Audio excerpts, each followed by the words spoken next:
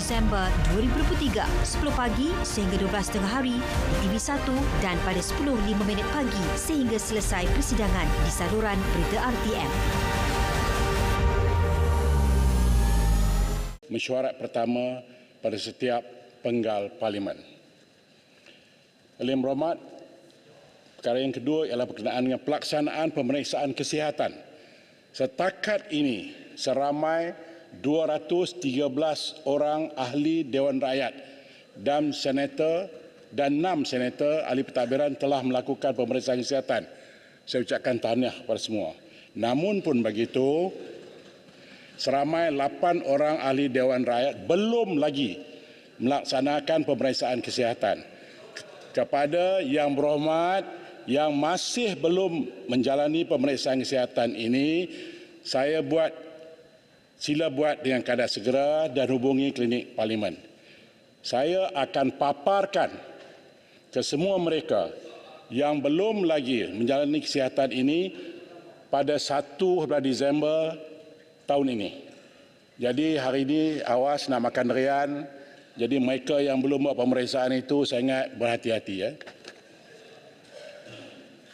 Setiausaha. Pertanyaan-pertanyaan bagi jawab lisan. Baik, kita mulakan dengan saya menjemput Tuan William Leong Jikin Selayang. Silakan. Terima kasih Tan Sri Speaker. Soalan saya, soalan nombor 1. Silakan. Menteri. Terima kasih Tuan Ditua. Terima kasih Yang Berhormat Selayang. Bismillahirrahmanirrahim. Assalamualaikum warahmatullahi taala wabarakatuh. Selamat pagi semua.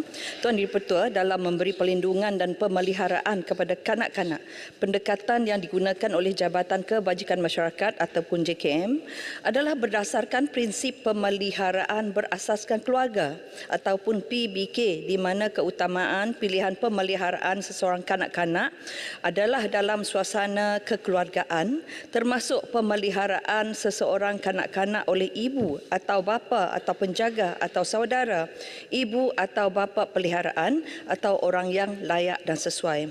Selaras dengan prinsip pemeliharaan berasaskan keluarga juga, penentuan penempatan kanak-kanak dilakukan berdasarkan SOP yang dibangunkan oleh JKM.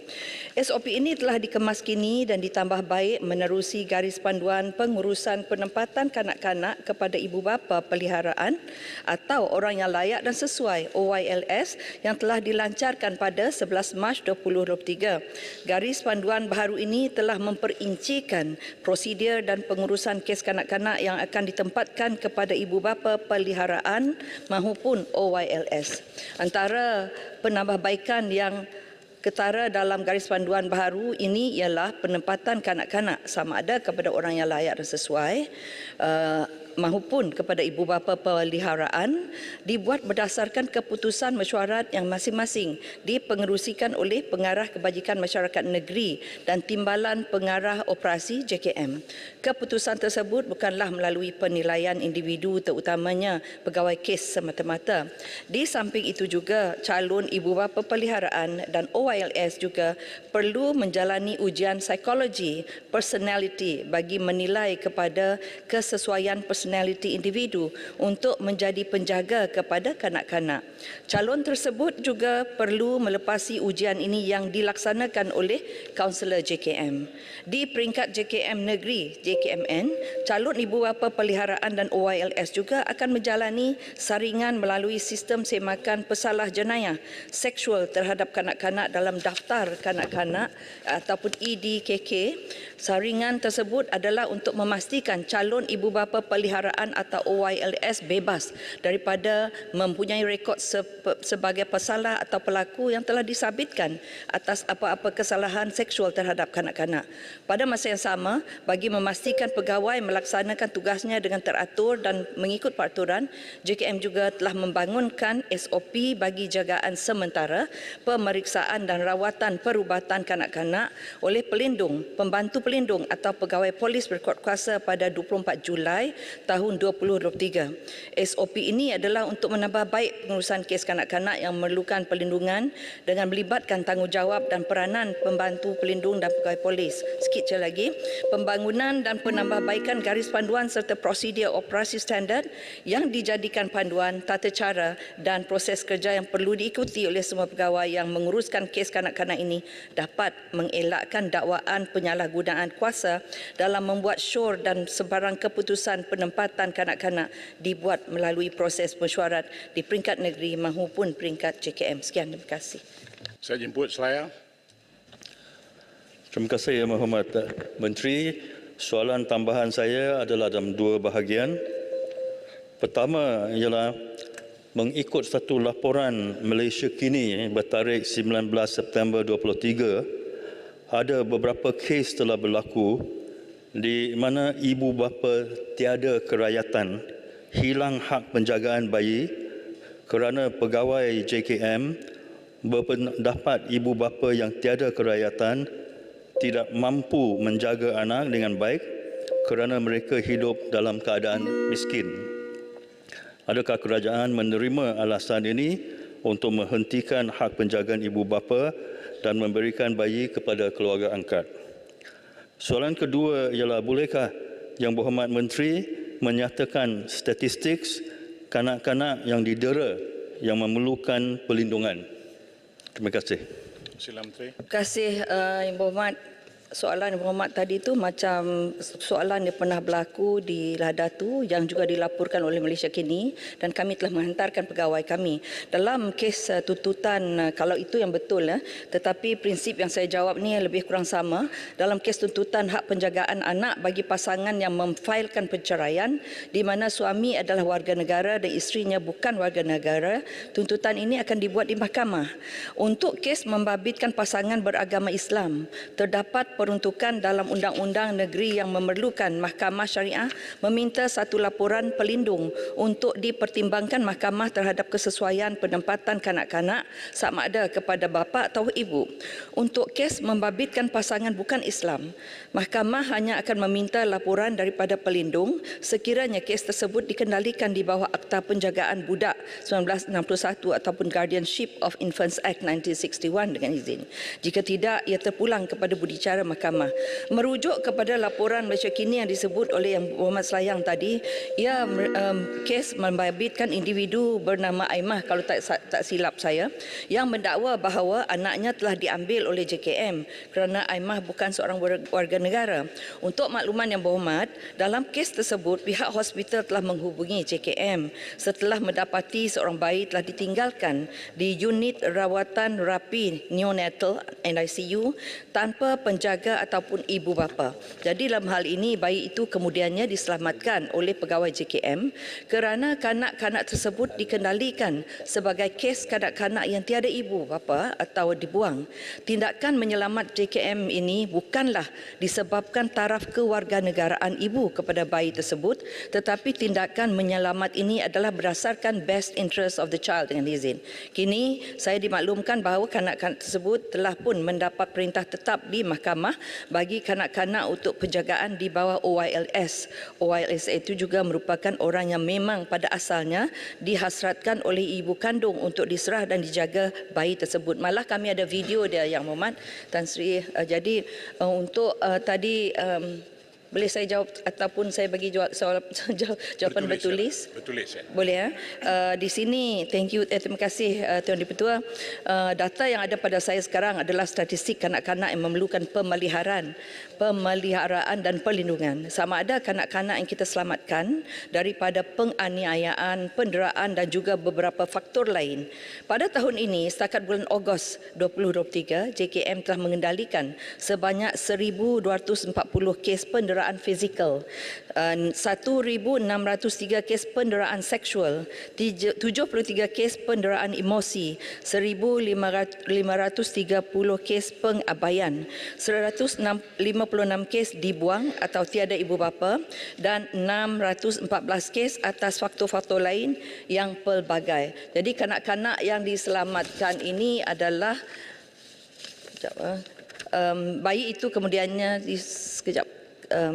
kanak-kanak yang diselamatkan ini ada yang masih ditempatkan di institusi JKM, ada yang telah ditempatkan bersama ibu bapa peliharaan dan OYLS, serta ada juga yang telah kembali ke pangkuan keluarga setelah dinilai bahawa keadaan dalam keluarga mereka tidak lagi mendatangkan risiko yang memudaratkan kepada kanak-kanak tersebut. Terima kasih.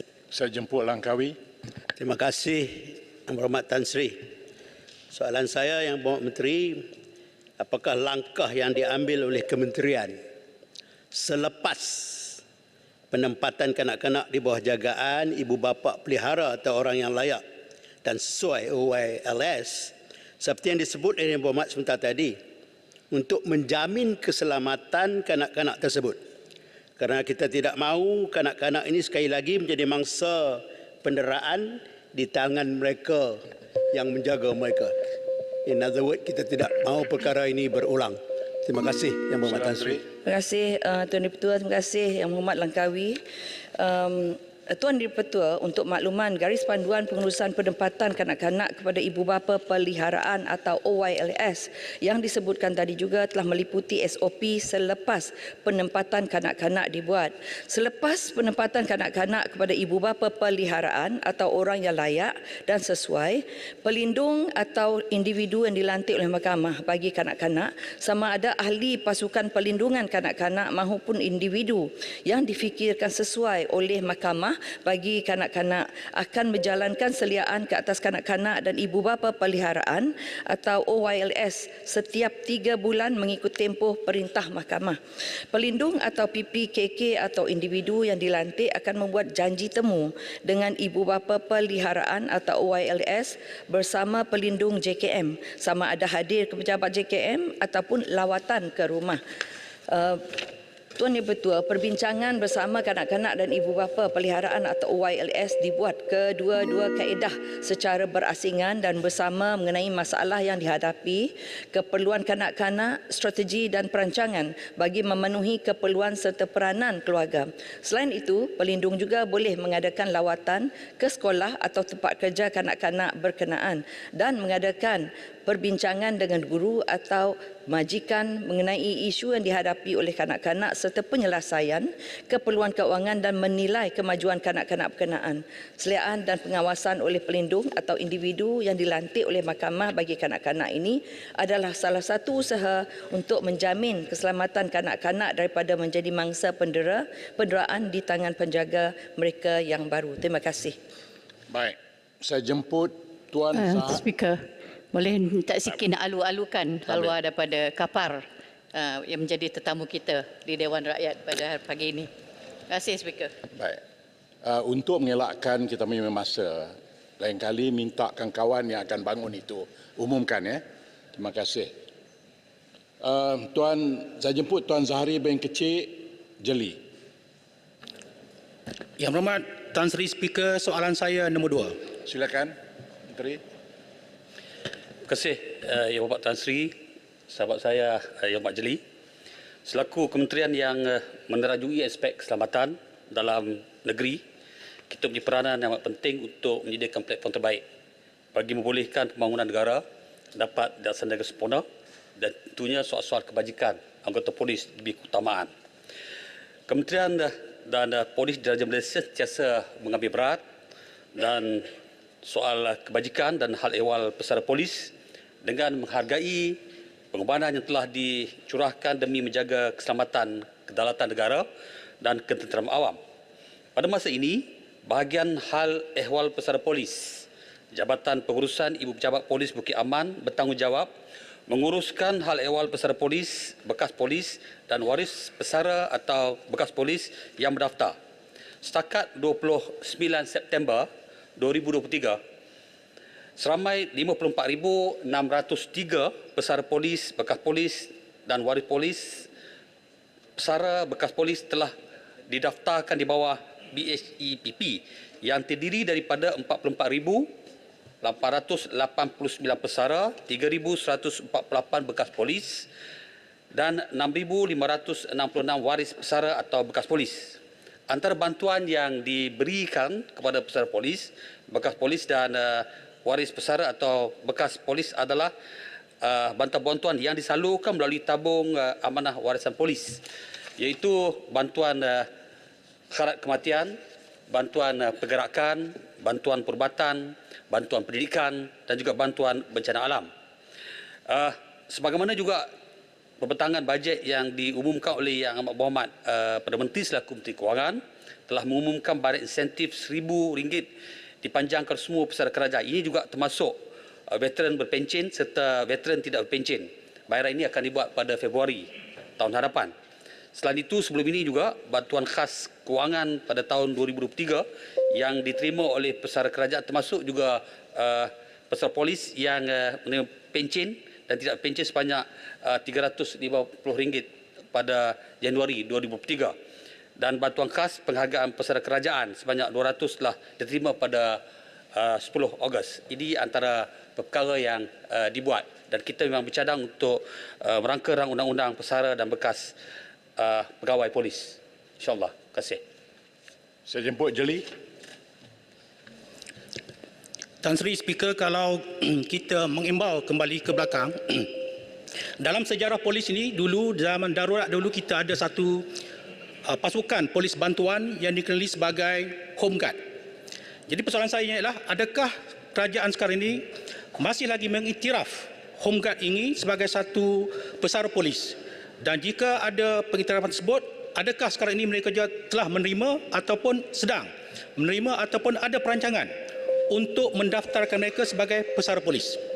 Yang keduanya ialah soalan saya, oleh kerana kita sekarang ini menghadapi peningkatan bilangan pesara polis dari masa ke semasa, saya mencadangkan supaya bahagian yang sekarang ini mengawal selia pesara polis ini di bawah bahagian hal ehwal pesara polis di Bukit Aman. Saya cadangkan supaya kementerian mengadakan satu jabatan khusus di bawah kementerian, iaitu Jabatan Hal Ehwal Pesara Polis, seperti mana Jabatan Hal Ehwal Veteran di bawah Angkatan Tentera Malaysia. Sekian. Terima kasih. Terima kasih Yang Berhormat Jeli, Yang Berhormat Tan Sri. Saya nak maklumkan Home Guard telah pun dibubarkan. Dibubarkan pada 1 Julai 1959. Kita menghargai peranan mereka. Sebab itu sebahagian daripada mereka telah pun diserapkan dalam pasukan polis hutan. Ini bermakna kita mengiktiraf peranan yang mereka mainkan.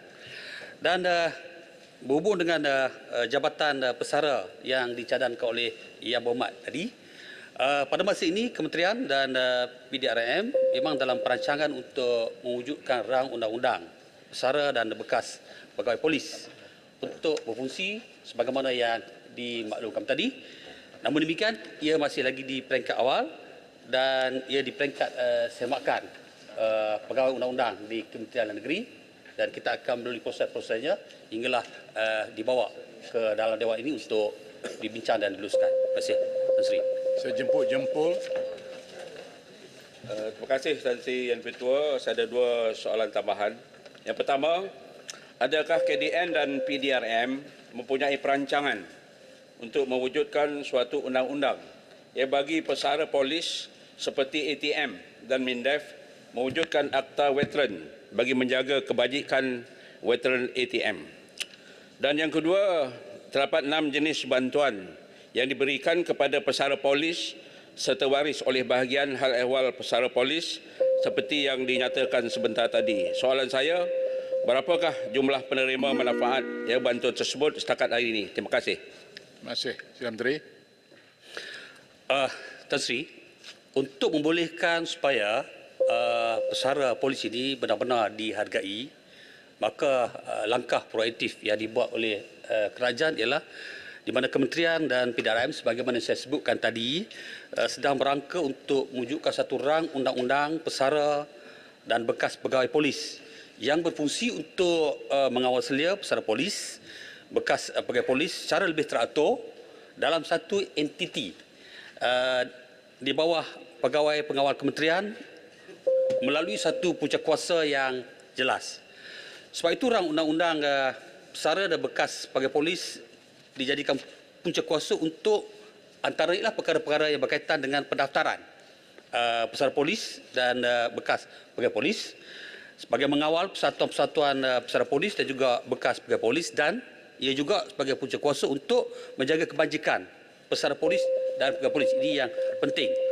Kerana kebajikan pesara dan bekas pegawai polis adalah perlu demi menjamin penyaluran peruntukan kerajaan kepada persatuan pesara polis dan bekas polis supaya dapat diselaraskan dengan lebih teratur dan berkesan berbanding dengan hari ini. Sebab itu bagi memastikan pesara polis dan bekas polis menerima manfaat, kita berharap rancangan yang kita buat ini boleh dilaksanakan dengan sempurna untuk membolehkan kita juga mampu melaksanakan sebagaimana yang dibuat oleh Angkatan Tentera Malaysia yang ditadbir oleh Jabatan Veteran Tentera Malaysia. Buat masa ini sebagai makluman, rang undang-undang ini masih lagi di peringkat penelitian pegawai undang-undang Kementerian Negeri, dan kita jangkakan pada suku tahun hadapan kita akan ada libat urus dan untuk dibawa kepada Jemaah Menteri dan cadangkan pada tahun hadapan untuk dibentangkan Dewan ini. Berkaitan dengan perkara kedua dibangkitkan tadi, sejak tahun 2014 sehingga 2022, Yang Berhormat Tan Sri, sebanyak 13,864 permohonan telah diluluskan dengan implikasi kewangan bernilai 19 juta, lebih kurang 19 juta, tidak termasuk permohonan yang akan dibayar pada tahun 2023. Itu seramai 1,545 permohonan dengan implikasi kewangan sebanyak RM1,250,780. Antara bantuan yang disalurkan adalah seperti bantuan syarat kematian, bantuan perubatan, bantuan pergerakan, bantuan pendidikan yang saya sebutkan tadi. Dan bantuan-bantuan ini saya sebutkan tadi ialah disalurkan melalui tabung amanah warisan polis Tawak. Terima kasih, Tan Sri. Baik, terima kasih. Saya jemput Datuk Seri Panglima Bung Mohtar bin Radin Kinabatangan. Dari Pertua, pendirian dan sokongan saya belum lagi berubah. Soalan saya nombor 3 harap dijawab dengan penuh muhasabah. Terima kasih. Silakan. Terima kasih Tuan Yang di-Pertua. Untuk makluman ahli yang berhormat, Kementerian Pembangunan Usahawan dan Koperasi KUSKOP sentiasa prihatin dalam melaksanakan pelbagai program yang bersifat inklusif melalui agensi-agensinya dalam mempertingkatkan bilangan usahawan dan memajukan para usahawan Bumiputera termasuk di kawasan Parlimen Kinabatangan. Antara program yang telah dilaksanakan oleh KUSKOP melalui agensi-agensinya di kawasan Parlimen Kinabatangan adalah seperti berikut. Kembara Pemerkasaan Usahawan Edisi Borneo oleh Bank Rakyat bertujuan untuk membantu memajukan usahawan Bumiputera di Sabah dan Sarawak melalui bimbingan tadbir urus perniagaan. Sehingga September 2023, sebanyak ringgit Malaysia RM465,000 pembiayaan telah diluluskan yang memanfaatkan seramai 22 orang usahawan dari Parlimen Kinabatangan. 2 program konsultasi bisnes ataupun BIS Klinik oleh Institut Keusahawanan Negara INSCAN yang merupakan program konsultasi berkaitan keusahawanan, kewangan dan pengurusan perniagaan secara percuma kepada usahawan. Sehingga September 2023, program ini telah memberi manfaat kepada seramai 37 orang usahawan Kinabatangan. 3 skim-skim pembiayaan kepada usahawan mikro dan informal khususnya usahawan Bumiputera. Bagi tahun 2023, di kawasan Parlimen Kinabatangan seramai 269 orang usahawan telah menerima pembiayaan tekun nasional dengan jumlah pembiayaan sebanyak RM6.2 juta, manakala RM11.36 juta disalurkan oleh Amanah Ikhtiar Malaysia AIM kepada seramai 1,798 sahabat usahawan. jumlah yang saya katakan tadi berkenaan tekun nasional itu adalah setakat September, tetapi sampai bulan Oktober jumlah yang disalurkan adalah 8.4 juta ringgit dan telah memanfaatkan 349 usahawan di Parlimen Kinabatangan. Keempat, program Tunas Usahawan Belia Bumi Putera di bawah SME Corp bertujuan membantu usahawan belia bumi putera yang ingin memulakan perniagaan. Sehingga September 2023, 3 orang usahawan belia di Parlimen Kinabatangan telah menerima grant sebanyak RM80,000 di bawah program TUBE. Selain itu, KUSKOP dan agensi-agensinya juga sentiasa melaksanakan program Turun Padang dengan mengadakan sesi libat urus bersama persatuan dan usahawan termasuk Bumi Putera bagi menyalurkan maklumat berkaitan bantuan dan insentif yang disediakan oleh kerajaan dalam usaha meningkatkan bilangan usahawan. Terima kasih. Saya jemput Kinabatangan. Terima kasih, Yang Berhormat Menteri. Mungkin kita sedar bahawa di negara Eropah dan Amerika, koperasi ini adalah enjin penting untuk menyumbangkan ke arah pembangunan ekonomi di negara tersebut. Saya tidak menafikan bahawa menteri dan kementerian telah melaksanakan berbagai-bagai usaha untuk memastikan bahawa usahawan-usahawan di bawah ini mendapat limpahan impak daripada ekonomi negara. Walau bagaimanapun saya melihat bahawa mutakhir ini menteri cuma memberi tumpuan kepada beberapa pahlawan sahaja di Sabah untuk dibagi peruntukan yang banyak. Justru itu apakah kementerian juga mungkin akan melihat kerja-kerja yang telah dilaksanakan untuk memastikan bahawa semua usahawan di negara kita termasuk di luar bandar mendapat sentuhan yang yang seimbang untuk memastikan bahawa mereka juga boleh mempertingkatkan kualiti penjagaan mereka dari masa ke semasa. Terima kasih. Silakan Menteri, soalan yang bernas. Terima kasih atas soalan tersebut. Ahli yang berhormat, sebenarnya semua skim-skim yang dilakukan menerusi agensi-agensi di bawah kementerian tidak pilih kasih mana kawasan parlimen. Sebenarnya tekun mempunyai pejabat cawangan di setiap satu kawasan parlimen. Jadi program ini diwar-warkan kepada semua menerusi Facebook dan laman web kementerian dan semua dijemput untuk menyertai program-program yang dilaksanakan. Selain daripada itu, kementerian juga telah seperti contoh di Sabah, kementerian juga telah mewujudkan satu mekanisme penyelarasan program di keusahawanan di peringkat setiap daerah melalui Majlis Penggunaan Usahawan Koperasi, Penjaja dan Peniaga Kecil peringkat daerah untuk menyelaraskan semua perkara, semua cabaran yang dihadapi oleh para usahawan khususnya dari segi perlesenan, isu premis dan sebagainya. Terima kasih. Baik, saya jemput Kuliah Mana Baru. Baik, terima kasih Tan Sri Speaker. Terima kasih Timbalan Menteri. Walaupun soalan saya tidak berkhusus kepada Kinabatangan tapi lebih kepada untuk keseluruhan koperasi, saya mohon juga Timbalan Menteri menjawab. Dan saya juga ingin respon kepada Kinabatangan, Kuliah Mana Baru masih kekal bersama PN.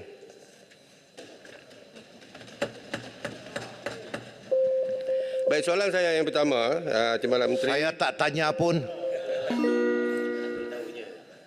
Nak menjelaskan. Baik, soalan saya yang pertama, Timbalan Menteri. Adakah tak apa, Ketua Pembangkang dengar. Ya. Ajukan soalan. Diganggu, Speaker. Okey, soalan saya yang pertama. Adakah kerajaan juga berhasrat untuk mempergiatkan kerjasama dengan rangkaian pemborong dan peruncit kesempatan untuk menyediakan lebih banyak peluang kepada PMKS Bumi Putra supaya memasarkan produk mereka ke pasar raya. Dan soalan saya yang kedua iaitu adakah kementerian bercadang untuk menggunakan kaedah lama bagi tabung modal pusingan dengan memberi pinjaman secara pukal, bukannya secara keperluan bulanan, yang membebankan urusan koperasi? Dan izinkan saya soalan yang ketiga. Tak boleh. Saya bagi 2 daripada maksimum. Okey. Sila jawab, Menteri. 2. Terima kasih, Speaker. Saya percaya soalan yang dikemukakan adalah berkaitan dengan koperasi dan bukannya pembiayaan yang ditanya oleh Kinabatangan. Walau bagaimanapun saya akan menjawab soalan yang dibangkitkan berkenaan kaedah yang digunakan untuk pinjaman modal pusingan untuk koperasi-koperasi yang beroperasi di negara. Kaedah itu telah pun ditetapkan oleh Suruhanjaya Koperasi Malaysia dan mengikut keperluan dan kehendak buat masa sekarang. Jadi kaedah yang digunakan adalah munasabah dan ia memanfaatkan semua koperasi, dan maka saya percaya kaedah itu adalah sesuai dan boleh diteruskan. Berkenaan dengan pemasaran barangan runcitan PMKS di pasaraya, Kementerian terbuka kepada semua Kementerian mengambil segala usaha yang boleh untuk memasarkan semua produk PMKS, tak kira sama ada di pasar tempatan ataupun pasar luar, termasuk juga di pasaraya. Sekian, terima kasih. Baik, saya jemput seterusnya Datuk Seri Dr.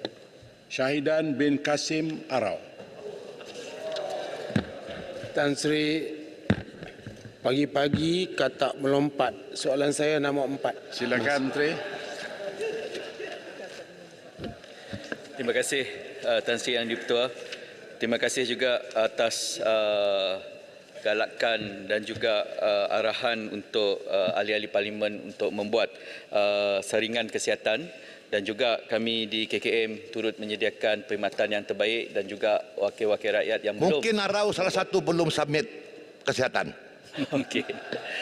Kami menyediakan klinik-klinik kesihatan yang terbaik untuk membuat saringan. 36.6. Tan Sri Yang di-Pertua, Malaysia merupakan negara endemik demam denggi di mana kes denggi dilaporkan sepanjang tahun. Pada tahun 2019 berlaku peningkatan kes demam denggi secara global termasuk di Malaysia, dan dijangkakan peningkatan kes akan terus berlaku pada tahun ini kerana secara lazimnya peningkatan kes akan dialami setiap 4 hingga 5 tahun. Sehingga minggu epidemiologi yang terkini iaitu minggu epidemiologi ke-47, jumlah kumulatif kes terkini adalah sebanyak 108,429 kes berbanding 56,304 kes denggi pada tempoh yang sama bagi tahun 2022, iaitu peningkatan sebanyak 52,125 kes iaitu 92.6%. Namun begitu jumlah kes ini adalah 7% lebih rendah berbanding jumlah kes sebelum pandemik COVID-19. Kumulatif kematian pula adalah sebanyak 83 kes berbanding 37 kes bagi tempoh yang sama tahun 2022, iaitu peningkatan sebanyak 124.3%. Kadar kematian kes denggi di Malaysia pada ketika ini adalah pada 0.08%, iaitu di bawah paras sasaran 0.2%. Oleh itu, bagi mengawal demam denggi di Malaysia dari terus meningkat, Kementerian Kesihatan Malaysia telah melaksanakan pelbagai usaha berterusan seperti menghasilkan Pelan Strategik Pencegahan dan Kawalan Denggi Kebangsaan 2022 hingga 2026 dengan menetapkan beberapa sasaran antaranya mengurangkan kadar kematian di bawah 0.2% pada setiap tahun. Bekerjasama dengan pelbagai kementerian, jabatan, agensi dan masyarakat awam melalui jawatan kuasa seperti Jawatan Kuasa Kabinet menangani denggi peringkat kebangsaan yang dipengerusikan oleh Yang Amat Berhormat Timbalan Perdana Menteri 1, Jawatan Tertinggi menangani denggi peringkat kebangsaan HLP yang dipengerusikan oleh Ketua Pengarah Kesihatan Malaysia, Jawatan Pasukan Petugas Khas Denggi peringkat negeri, Jawatan Kawalan Wabak Denggi di peringkat daerah. Yang ketiga, meningkatkan kesedaran masyarakat awam mengenai penyakit demam denggi di pelbagai platform secara berterusan. Masyarakat dikehendaki melaksanakan aktiviti cari dan musnah di premis masing-masing sekurang-kurangnya 10 minit setiap minggu. Mobilisasi agensi dan komuniti melalui pelaksanaan program gotong royong berterusan dan di mana kemuncaknya adalah gotong royong mega perangi Aedes yang dijalankan sebanyak 2 tahun sekali. Pada tahun ini, gotong royong mega di perangi Aedes peringkat kebangsaan telah diadakan sebanyak 2 kali, iaitu pada 9 Julai 2023 di Gombak, Selangor dan 26 Ogos di Segamat, Johor. Seterusnya adalah mengadakan integrasi multisektoral dalam pembangunan sistem pengurusan wabak denggi melalui projek kerjasama agensi angkasa MAISA untuk membantu anggota kesihatan di lapangan dari aspek perancangan dan pelaksanaan aktiviti kawalan. Pada tahun ini, aplikasi iDenggi telah dilancarkan dan aplikasi ini adalah merupakan sistem jaringan dalam talian web-based untuk menyalurkan maklumat terkini berkenaan tentang demam denggi.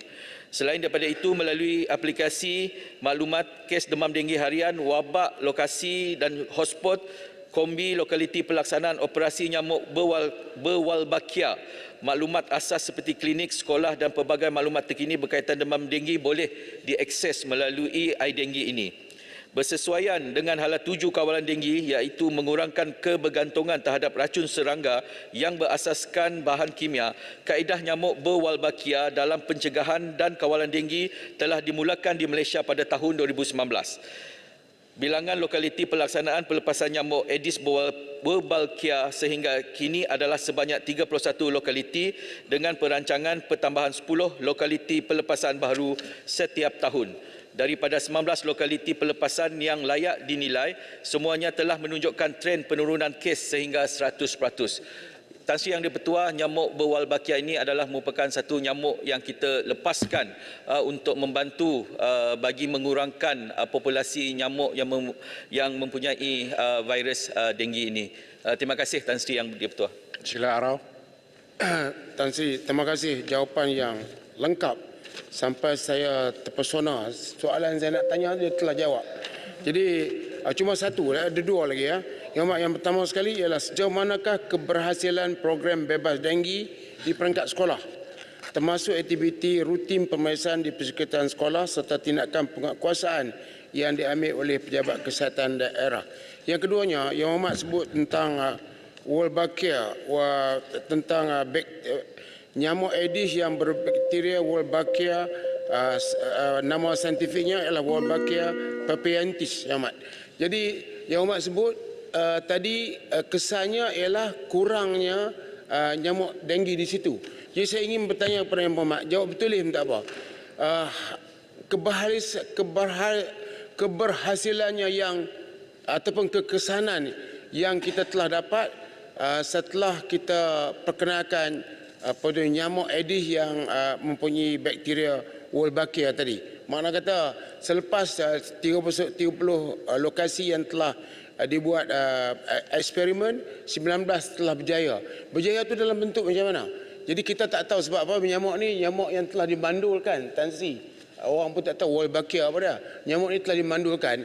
Jadi bila dia mari berjumpa dengan nyamuk lain tak beranak dah. Jadi tidak ada, ya bila dia mati habislah. Jadi macam tu. Saya nak tahu keberkesanan lah, sebab rakyat Malaysia ni duk sebut Wolbachia dia tak faham. Ataupun nak bagi sedap sikit Wolbachia papientis nama saintifiknya. Keberkesanannya yang sebenar hasil daripada eksperimen yang telah dibuat. Kalau berjaya Muhammad, kita buat seluruh negara sebab kementerian punya pembentukan yang besar. Baik, terima kasih. Silakan Menteri. Terima kasih Tan Sri Yang di-Pertua, terima kasih Yang Berhormat Arau. Satu persoalan yang dibangkitkan yang sangat menarik dan mungkin masyarakat belum mengetahui secara keseluruhan berkenaan tentang pelepasan nyamuk berwolbachia ini. Untuk maklumat Tan Sri, seekor nyamuk ni adalah lebih kurang dalam 30 sen ke 45 sen seekor, dan juga kita melepaskan dalam kadar yang banyak, dan hasil daripada pelepasan ini adalah apabila nyamuk ni berjumpa dan bersenyawa, seperti apa yang YB Arau sebut tadi, nyamuk tu tak lagi membawa bakteria ataupun virus denggi ini, dan juga setakat ini kadar masalah denggi di tempat pelepasan berwolbachia ini menurun, seperti yang saya sebut, dalam kadar 100%, dan jangan bimbang, nyamuk-nyamuk yang dilepaskan ini tidak membahayakan manusia. Dan juga apa yang paling penting Yang Berhormat Arau berkenaan tentang masalah denggi ini adalah merupakan sikap dan juga budaya masyarakat kita, terutama sekali mengenal pasti tempat-tempat air yang bertakung kita buangkan. Bagi yang minat dalam menanam bunga-bunga yang cantik-cantik di rumah tu, pastikan pasu-pasu itu tidak menakung air. Dan juga kita mengadakan banyak program-program berkomuniti, terutama sekali di peringkat sekolah, supaya kanak-kanak dan juga pelajar-pelajar tahu apakah tanggungjawab melihat kawasan yang sangat semak perlulah dibersihkan. Tanpa kerjasama ini, kita akan berdepan dengan masalah endemik denggi ini berpanjangan, dan juga ketika ini adalah ketika musim denggi akan meningkat daripada masa semasa, dan juga wolbachia ini kiranya berjaya lah setakat ini. Dan juga oleh kerana nyamuk berwolbachia ini memerlukan kos, kita tidak dapat sewenang-wenangnya berbelanja besar untuk menternak nyamuk ini. Walaupun demikian, di dalam Kertas Putih Kesihatan kita menggalakkan public-private partnership, dan sekiranya ada kerjasama ini, kita sangat-sangat mengalukan untuk mewujudkan makmal-makmal untuk menghasilkan nyamuk berwolbachia ini. Terima kasih Tan Sri Yang di-Pertua. Saya jemput Ledang. Terima kasih Tan Sri Yang di-Pertua. Saya suka mendengar tadi jawapan daripada Yang Berhormat Timbalan Menteri bahawa kita melihat kepada kerjasama baik di antara pihak swasta dengan pihak awam dan juga mungkin dengan penglibatan daripada kalangan NGO. Namun saya tahu bahawa antara cabaran kita dalam mengawal kes denggi ini ialah sikap tadi yang disebutkan, dan juga aktiviti-aktiviti di peringkat komuniti, antaranya seperti program Combi ataupun Kombi yang dilaksanakan. Soalan saya pertama, apakah plan untuk kita terus, adakah ada rancangan untuk kita terus melaksanakan Kombi ini, dan juga hubungannya dengan program-program ataupun agensi institusi di peringkat kampung, komuniti. Selain daripada komuniti madani ataupun kampung, agensi-agensi, saya rasa ini mesti ada satu kerjasama agresif dengan komuniti supaya benar-benar dapat mengawal penyakit denggi. Dan yang kedua, Tan Sri Pertua, ialah sebahagian daripada plan strategi pencegahan dan kawalan denggi yang disebutkan tadi oleh Yang Berhormat Timbalan Menteri ialah memperkenalkan strategi dan inovasi baru. Bolehkah disebutkan apakah strategi dan inovasi baru itu yang kita boleh laksanakan pada akan datang? Terima kasih. Sila Menteri.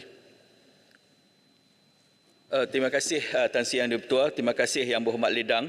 Berkenaan tentang Kombi ini adalah merupakan salah satu gerakan komuniti secara sukarela yang kita gerakkan di akar umbi, dan juga apa yang berlaku di Malaysia sejak terdahulu lagi adalah kebanyakan komuniti-komuniti kita bergerak secara silo.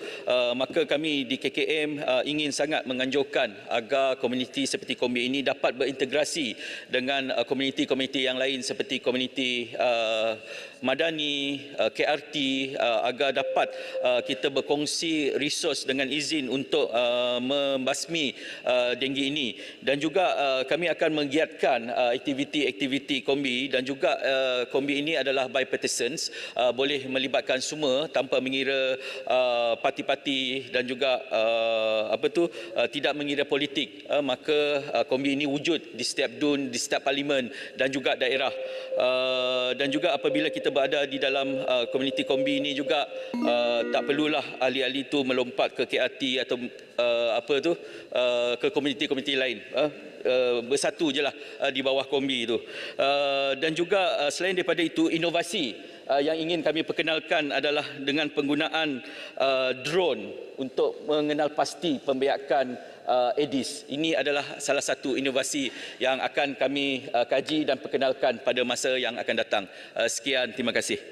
Baik, terima kasih. Seterusnya saya jemput Tuan Gana Batirau, anak laki Baraman, Kelang. Silakan. Terima kasih Tan Sri Yang di-Pertua. Soalan saya nombor 5. Terima kasih. Silakan Menteri. Terima kasih Tan Sri Yang di-Pertua. Terima kasih Yang Berhormat Klang. Untuk maklumat ahli yang berhormat, secara keseluruhannya, jumlah peruntukan mengurus tahun 2023 bagi Sekolah Jenis Kebangsaan Tamil SJKT yang berstatus sekolah kerajaan dan sekolah bantuan kerajaan adalah sebanyak 1.37 bilion ringgit, melebihi daripada peruntukan tahun 2022 sebanyak 1.29 bilion ringgit. Jumlah peruntukan ini menunjukkan peningkatan sebanyak 6.2% bersamaan dengan 77.7 juta ringgit. Peruntukan ini disalurkan bertujuan untuk menampung keperluan komited seperti emolumen, alaun guru, kawalan keselamatan dan pembersihan kawasan, peralatan pengajaran dan pembelajaran dan utiliti. Bagi tahun 2022, Kementerian Pendidikan Malaysia telah menyalurkan peruntukan penyelenggaraan kepada SJKT Sekolah Kerajaan sebanyak 9.11 juta dan sumbangan bantuan penyelenggaraan kepada SJKT Sekolah Bantuan Kerajaan sebanyak 16.35 juta. Ini menjadikan jumlah peruntukan penyelenggaraan kepada SJKT Sekolah Kerajaan dan Sekolah Bantuan Kerajaan pada tahun 2022 adalah sebanyak 25.46 juta. Manakala bagi tahun 2023 sehingga 31 Oktober 2023, KPM telah menyalurkan peruntukan penyelenggaraan institusi pendidikan kepada SJKT Sekolah Kerajaan sebanyak 6.09 juta ringgit, melibatkan 90 buah sekolah dan sumbangan bantuan penyelenggaraan kepada SJKT Sekolah Bantuan Kerajaan sebanyak 19.48 juta ringgit, melibatkan 277 buah sekolah. KPM juga telah menyalurkan peruntukan khas bagi naik taraf dan penyelenggaraan kecil institusi pendidikan tahun 2023 iaitu penyelenggaraan tandas dan penyelenggaraan lain sebanyak 11.48 juta ringgit, melibatkan 164 buah SJKT sekolah kerajaan di seluruh negara. Ini menjadikan jumlah peruntukan penyelenggaraan yang telah disalurkan kepada SJKT Sekolah Kerajaan dan Sekolah Bantuan Kerajaan di seluruh negara pada tahun 2023 adalah sebanyak 37.05 juta. Secara keseluruhan, peruntukan tahun 2023 adalah melebihi peruntukan yang disalurkan pada tahun 2022 untuk SJKT. Peruntukan yang disediakan ini diharap dapat meningkatkan kualiti pengajaran dan pembelajaran serta menyediakan suasana yang lebih kondusif di SJKT. Sekian, terima kasih. Saya jemput Kelang. Terima kasih kepada Timbalan Menteri Pendidikan yang jawapannya begitu baik sekali. Namun kita sedar bahawa peruntukan khas selain daripada pengurusan, sebenarnya tahun 2018 sebelum kerajaan masih lagi telah mengulurkan sebanyak 50 juta. Dan kerajaan PH pun mengulurkan 50 juta setiap tahun. Dan masa kerajaan Perikatan Nasional telah dikurangkan kepada 30 juta. Dan kita nampak diskriminasi tersebut masih lagi continue dengan kerajaan perpaduan. Saya percaya Timbalan Menteri pun faham akan isu sebenar. Kini jawapannya apabila peruntukannya telah dicampur aduk dengan pengurusan. Pengurusan adalah sebenarnya memang jelas daripada awal kerajaan apabila membuat keputusan untuk menanggung sekolah-sekolah, pengurusannya memang diperuntukkan khas dan pengurusan perbelanjaan kepada penyerangan adalah satu penyerangan peruntukan yang berbeza dan kini dicampur aduk. Tak apa itu adalah soalan yang pertama dan soalan kedua adalah apakah status Kerajaan Negeri Selangor telah memperuntukkan dan mewartakan tapak-tapak tersebut: SJKT Batu 4 Kampung Jawah, SJKT Sungai Rambai, SJKT Batu 14 Puchong, SJKT RRI Sungai Buloh, SJKT Castlefield Puchong, SJKT Serendah yang dipindah daripada SJKT Ladang Minyak. Ini adalah sekolah-sekolah tanah telah diperuntukkan, dan bajet memang ini adalah atas permintaan, bukan kita suka-suka pemperuntukan. Ia diwartakan atas permintaan kementerian sebelum ini. Pada tahun 2018, Yang Berhormat, majukan soalannya. ya, pada tahun 2018, pada masa itu kerajaan telah memberi janji untuk membina sekolah-sekolah itu menempatkan semula. Dan apakah status tersebut? Terima kasih. Okey, silakan. Terima kasih Tan Sri Yang di-Pertua. Berkenaan dengan soalan pertama tentang peruntukan penyelenggaraan, memang saya bersetuju ini adalah dua perbelanjaan peruntukan untuk pengurusan. Ini adalah untuk maklumat ahli yang berhormat. Yang 50 juta yang telah juga pernah diberikan semasa pentadbiran Barisan Nasional Peringkat Pakatan Harapan, tapi buat sekarang kita memang dalam perbincangan lagi juga kerana kita mahu pastikan semua sekolah diberikan penyelenggaraan yang sama dan juga dengan sama rata dan adil, dan juga kita mengutamakan need base. Walau bagaimanapun kita akan cuba memperbaiki kaedah-kaedah untuk peruntukan penyelenggaraan kepada semua sekolah. Berkenaan dengan sekolah SJKT, minta maaf kepada YB yang berhormat kerana 55 sekolah ini pada masa sekarang saya tidak ada data, tetapi berkenaan dengan tapak sekolah, 5 buah sekolah yang telah ditanya oleh yang berhormat, saya akan jawab secara bertulis. Manakala yang saya ada adalah tentang SJKT Ladang Minyak. Yang ini memang bagi sekolah jenis kebangsaan Tamil Ladang Minyak di Serendah, Selangor yang berstatus SBK, projek pembinaan gantian tapak baru ini merupakan projek di bawah pakej rancangan khas PRK 2012 sehingga 2014. Projek pembinaan SJKT Ladang Minyak ini masih belum dimulakan kerana isu pemilikan tanah oleh UMW Corporation. Perkara ini perlu diselesaikan oleh pihak lembaga pengelola sekolah SJKT Ladang Minyak terlebih dahulu sebelum diserahkan kepada KPM untuk pelaksanaan projek. Rundingan dan libat urus antara pihak yang terlibat telah diadakan, namun sehingga kini status pemilikan tanah tapak projek masih belum ditamatkan. Mungkin jika yang berhormat boleh juga tahu tentang ini, kita boleh bincang dan tengok bagaimana nak teruskan projek ini. Sekian, terima kasih. Ya, sebelum saya panggil Kuala Kerai, sebentar Kuala Kerai. Untuk pengetahuan yang berhormat, isu-isu spesifik yang perlukan jawapan yang lebih terperinci ini, elok kalau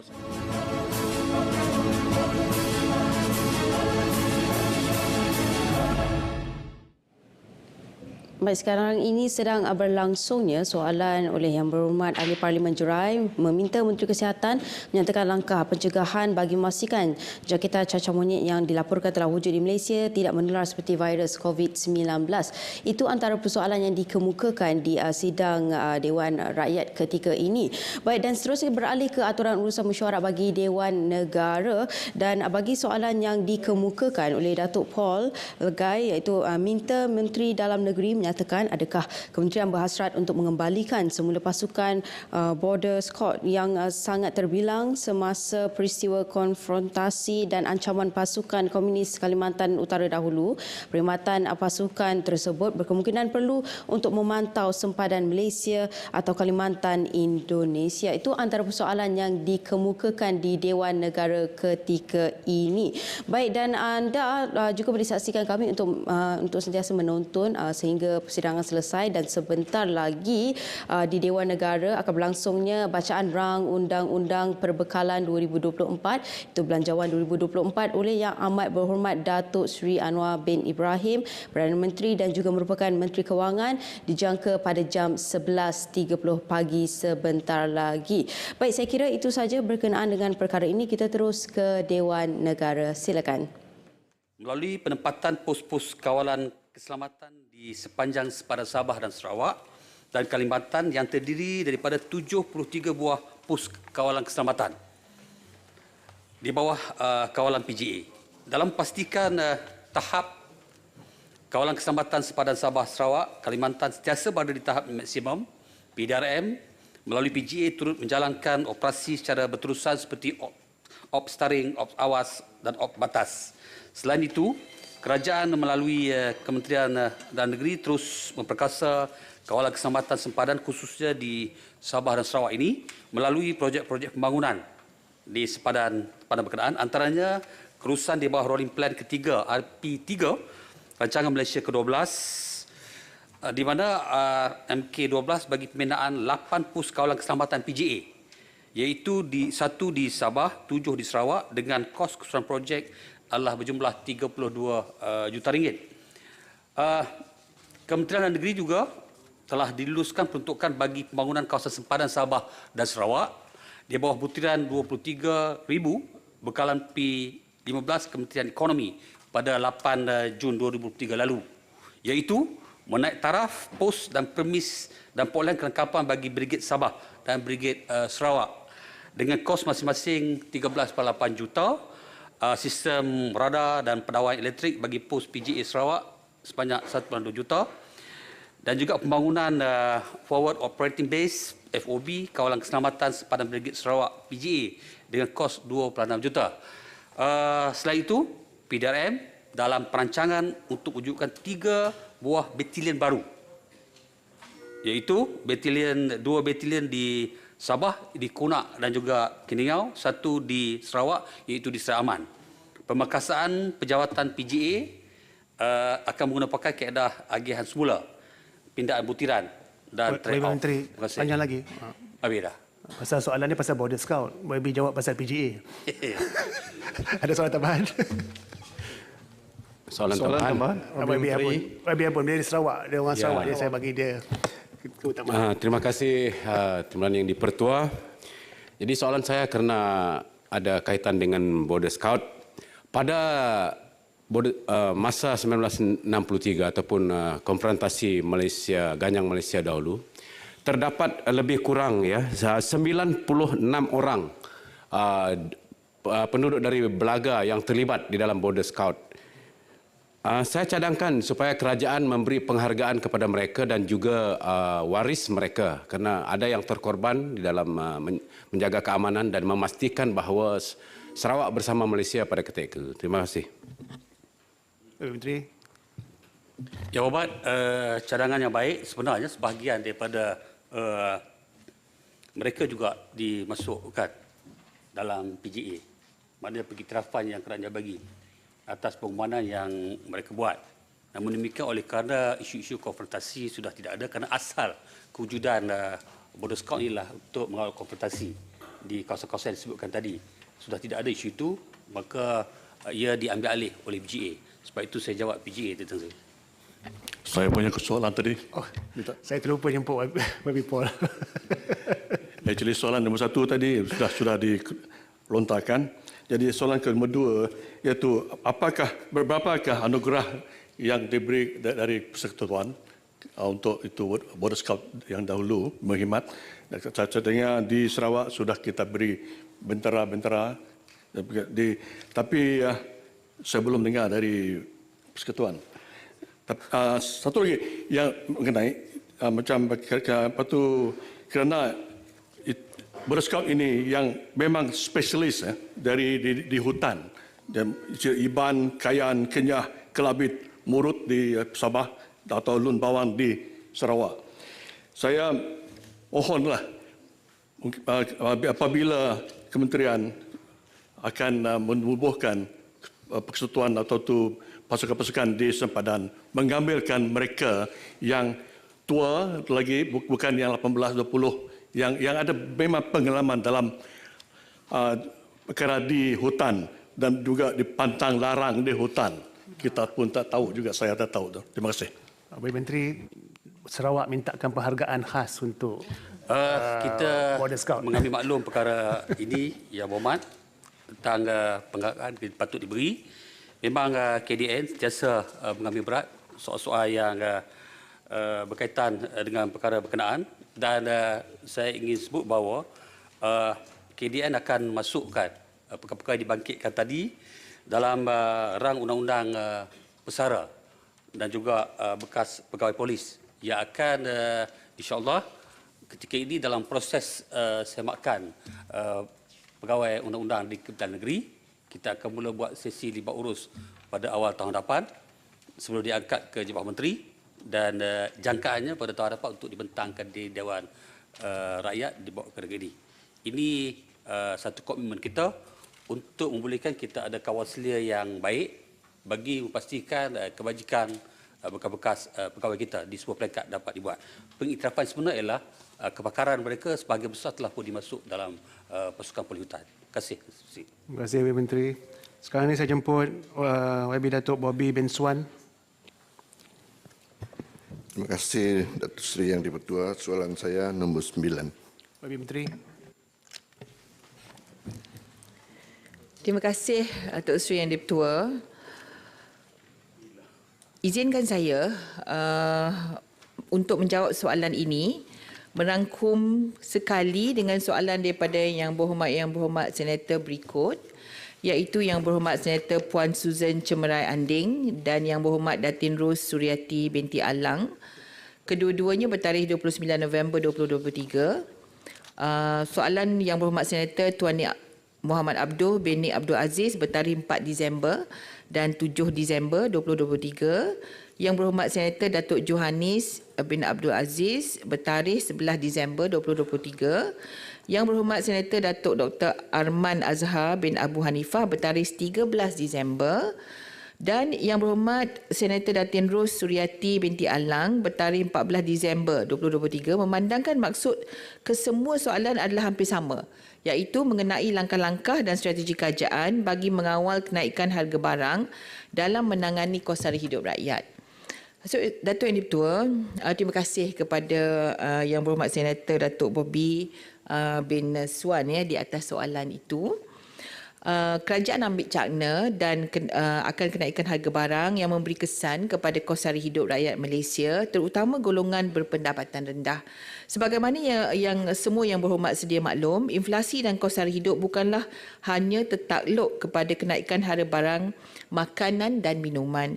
Kos sara hidup dan inflasi merangkumi 5 sektor lain. Maksudnya ada 6 sektor. Dan selain makanan dan minuman, kita juga ambil kira pengangkutan, perumahan, utiliti, pendidikan dan juga kesihatan. Justru usaha menangani kos sara hidup akan tuntas bila kita berupaya mengembeling pendekatan whole government dan whole nation approach, merentasi pelbagai kementerian dan agensi dan melibatkan semua kelompok masyarakat termasuk pengeluar, peniaga, pengguna dan kerajaan. Kos sara hidup juga bukanlah hanya masalah ekonomi semata-mata. Ianya melibatkan cabaran pelbagai dimensi, termasuklah yang bersifat struktural, polisi, mekanisme, gaya hidup dan juga tingkah laku pengguna. Ia juga tidak hanya melibatkan mereka dalam kategori B40, namun juga meliputi golongan M40 dan T20. Faktor kenaikan harga barang merupakan faktor fenomena global. Selepas pandemik COVID-19, kebanyakan kenaikan harga barang itu adalah di luar kawalan, di mana ianya merupakan fenomena global yang melanda hampir semua negara di dunia, terutama dari aspek bekalan dan kos barang mentah, terutama yang diimport, kos logistik dan pengangkutan serta pertukaran wang asing. Banyak kita punya barang-barang mentah diimport. Ya, Yang Berhormat Senator atau Yang di-Pertua, kita import bawang pun kita import, kita tak tanam bawang dekat Malaysia, ya. Jadi inflasi dan ukuran kenaikan harga barang, tahap kenaikan harga barang lazimnya diukur melalui kadar inflasi. Seperti mana yang dilaporkan dalam Indeks Harga Pengguna pada 24 November 2023, Jabatan Perangkaan Malaysia ataupun DOSM telah melaporkan di mana kadar inflasi bagi bulan Oktober 2023 telah mereda kepada 1.8%, lebih rendah berbanding 1.9% pada September 2023. Atau yang di-Pertua, inflasi bagi makanan dan minuman bukan alkohol bagi bulan Oktober 2023 mencatatkan 3.6%, menurun dari 3.9% yang dicatatkan di bulan September. Manakala makanan di rumah turun ke 2.1% dari 2.5%. Begitu juga makanan di luar rumah walaupun ia tetap di yang paling tinggi tetapi ianya masih menurun kepada 5.6% berbanding 5.9% di bulan September. Maksudnya semua indikator-indikator menunjukkan bahawa semuanya menurun, ya. Kadar inflasi dan juga indeks harga pengguna. Manakala pengangkutan kembali positif 0% setelah mencatat kadar negatif di bulan sebelumnya. Maksudnya ada kenaikan sedikit. Tetapi servis kenderaan mencatatkan peningkatan di bulan Oktober. Perumahan air, elektrik, gas dan bahan api lain-lain merekodkan prestasi yang sama seperti September 2023 iaitu sekitar 1.6%, 1.6%. Jadi Datuk Yang di-Pertua, saya sambung sikit sebab banyak yang saya nak kena jawab ni. Inisiatif kerajaan yang berterusan, ya, Malaysia mengamalkan sistem ekonomi pasaran bebas di mana harga barang dipengaruhi oleh permintaan dan penawaran, demand and supply. Walau bagaimanapun, kerajaan turut melaksanakan harga kawalan terhadap beberapa barang keperluan asas dan semasa musim perayaan ketika permintaan dijangka melonjak terhadap barang keperluan tersebut. Di samping kawalan harga dan barang kawalan, instrumen utama kerajaan pada masa ini ialah pemberian subsidi. Sama ada dalam bentuk pukal mahupun bantuan tunai. Antara strategi dan mekanisme yang telah dan sedang dilaksanakan oleh kerajaan adalah seperti pemberian subsidi pukal ketika ini, ya, seperti petrol, diesel, LPG, subsidi minyak masak, sawit, kemasan paket, subsidi telur ayam, rebate, bil elektrik dan inisiatif payung rahmah. Ini yang ketika ini dan mungkin slowly kita akan pergi kepada penyasaran subsidi. Ketika ini masih pukal. Selain itu, kementerian juga meluaskan inisiatif payung rahmah supaya terus berkembang mengikut keperluan semasa. Antaranya, kita buat menu rahmah dan ketika ini kita lancarkan kad insentif menu rahmah di mana kita beri kad insentif kepada pengusaha-pengusaha menu rahmah di mana mereka boleh pergi kepada rakan-rakan strategik yang telah dilantik oleh kementerian untuk mendapat diskaun barang-barang keperluan untuk buat menu rahmah itu sehingga 40%, Yang Berhormat Senator. Jadi dengan kad insentif itu mereka boleh pergi kepada 6 supermarket, seingat saya, NSK, Maidin, Icon-Safe, Aeon Big, Giant, Lotus. Ya, dan ini adalah semua rakan strategik sehingga 40% mengikut apa yang ditawarkan oleh rakan-rakan strategik tersebut ataupun hypermarket tersebut. Kemudian kita juga buat jualan rahmah. Lebih kalau boleh pendek ke lebih? Ya, saya cuba. Jualan rahmah banyak. Tak mungkin ada soalan tambahan lagi. Ya, saya rasa banyak soalan tambahan daripada... Jualan rahmah juga kita sasarkan, ya, untuk mengawal harga barang. Kemudian kawalan barang tanpa subsidi, skim harga maksimum musim perayaan. Saya nak sebut lagi satu untuk Sabah dan Sarawak dan kawasan-kawasan pendalaman, kita ada penyeragaman harga. Di mana untuk Sabah Sarawak kita ada port to port, kita memberi peruntukan untuk daripada pelabuhan di Semenanjung kepada pelabuhan, pengangkutan kepada pelabuhan di Sabah dan Sarawak, dan kemudian kita ada penambahan subsidi untuk barang-barang perlu pula, ya, untuk dibawa ke kawasan pendalaman. Jadi ini semua adalah apa yang kita lakukan untuk mengawal harga barang supaya tidak melonjak naik, ya. Dan saya ingin menyatakan bahawa kerajaan yakin pada hari ini bahawa inisiatif inilah semua, menu rahmah, jualan rahmah, penyeragaman harga dan sebagainya ini telah berjaya mengawal harga barang-barang dan juga membantu menurunkan kadar inflasi. Terima kasih, Datuk Yang Dipertua. Terima kasih. Soalan tambahan. Soalan tambahan. Bobby dulu. Tambahan. Terima kasih Yang Dipertua. Soalan tambahan pertama sudah dijawab. Yang kedua ada lagi satu. Apakah tindakan pihak kementerian dalam menjalankan penyiasatan dalam mencegah dan dalang yang menjadi kartel di mana pihak ketiga menjual sesuka hati kepada pihak luar dan nyatakan bentuk hukuman serta denda yang kita kenakan kepada mereka ini. Lebih Menteri.